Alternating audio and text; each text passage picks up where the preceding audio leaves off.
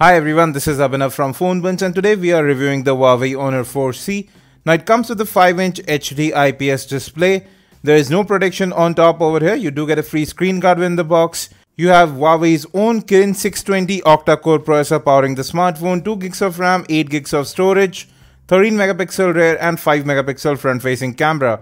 So all in all, it's a shrunk down version of the Honor 4X. It's built quite well. It performs quite well too, especially in gaming where app and app data both are movable to the external storage. But there are some glaring issues with this device which we'll talk about in a short while. Coming to the build, you have the volume rocker power button on the right, great tactile feedback over here. At the top you have the 3.5mm audio jack, nothing on the left. At the bottom, primary microphone and the micro USB data syncing and charging port.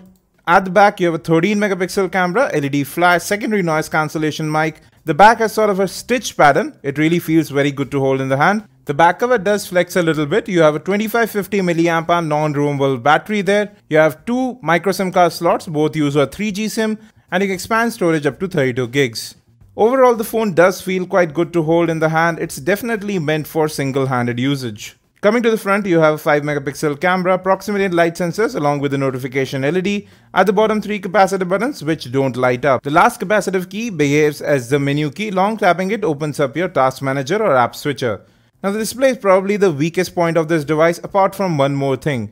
There's light bleeding on both the edges, uneven backlight. It doesn't look that sharp really. Colors also don't look that good over here. They seem undersaturated, dull, although the viewing angles are pretty alright.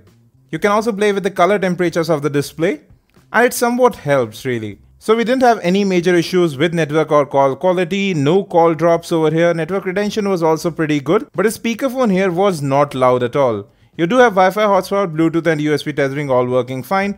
GPS also works well. Navigation was pretty quick too. Let's come to the camera. So you have a 13 megapixel rear camera and a 5 megapixel front camera, just like the Honor 4X, and it's probably the same unit as well as it suffers from the same issues. You can control exposure manually.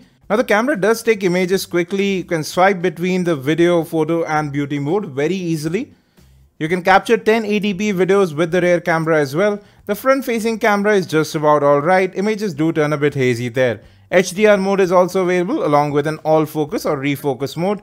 Now sometimes this camera is able to capture great images, but it does lack sharpness. And that was the same issue we had with the Huawei Honor 4X as well. You can see a lot of noise, not enough detail. But overall, still images do turn out quite well. Now the Eureka, even the Lenovo A7000 have better cameras than the Honor 4C. Distant images do turn out quite well. You can play with the exposure to create a more dramatic effect in your images.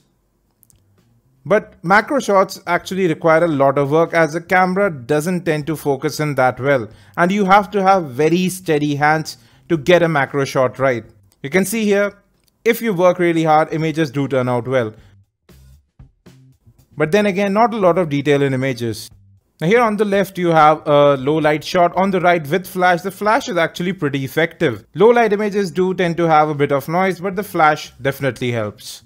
Now there is no continuous autofocus available in videos. You can record 1080p videos with the rear camera. You have tap to focus available. It does a good job of compensating for exposure. You can see we are moving around from a bit darker environment and now to a more brighter environment, and you can see it does work out quite well. This is the default music player. Now there's no headset in the box. You have DTS available, but it doesn't really help because the speakerphone is very tinny. It gets muffled very quickly and is really not that loud. It doesn't sound good at all. It sounds muddled. Yes, the interface is quite alright. I did like that. FM radio is also available over here. Again, it works out quite fine. No major issues with network connectivity over here too. You don't have FM recording available here. This phone can easily play 1080p videos. You can see that here. You can move around the video, increase, decrease brightness and volume right from within this interface. Now we also tried streaming video over YouTube at 720p. That too played out pretty well. But the speakerphone again gets muffled very easily when you put the phone flat on its back. Coming to software, this phone is running EMUI 3.0 on top of Android 4.4 KitKat, again like the Honor 4X. Similar options available over here. You can change transitions, You can add widgets, change wallpapers. There are some themes available too, so you can customize icons, wallpapers, and quite a lot of stuff actually. Here's your notification shade.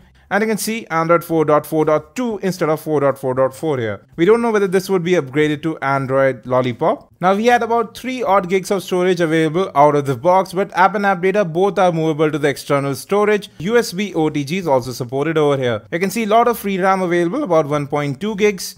Now you have some gestures available on the device. The most useful, again, double tap to wake up. You can draw several characters to open up different apps too. These work out quite well. Coming to web browsing, it wasn't a major issue. Now performance is actually very good on this device, especially web browsing, general opening up of apps, loading of games, all work out quite fine. You can see that here as well. The camera opens up quickly and you have your gallery right there. No matter how many apps you have open in the background, this phone actually tends to perform quite well. But there's a catch, the garbage collection is very quick. You can see that Chrome reloaded even though we have more than 1 gig of free RAM. But it doesn't hamper multitasking. Your social networking apps, WhatsApp, Facebook and all do remain open in the background. Now gaming performance was actually very good on the device. It didn't heat up in our gaming review. Moreover, app and app data both are movable to the external storage, which definitely helps. Now battery life is the least stellar thing about this smartphone. The 2550 mAh non-removable battery just doesn't give great battery life.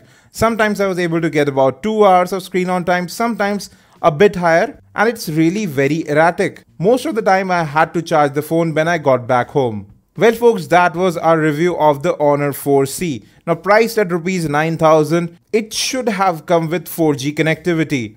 Moreover, the battery life is really not good on this device. Yes, the build is pretty decent. It does look alright, but it is a bit bulky. And I really don't like this display. It's quite dull, the backlight is uneven. Moreover, the speakerphone is just very tinny. There are better options available within this price bracket with 4G connectivity, including the Redmi 2, Lenovo A6000 Plus, and even the Honor 4X. So therefore, you should give the Honor 4C a miss. We will be back with more. Don't forget to hit that subscribe and like button. Thanks for watching this video, and as always, have a great day.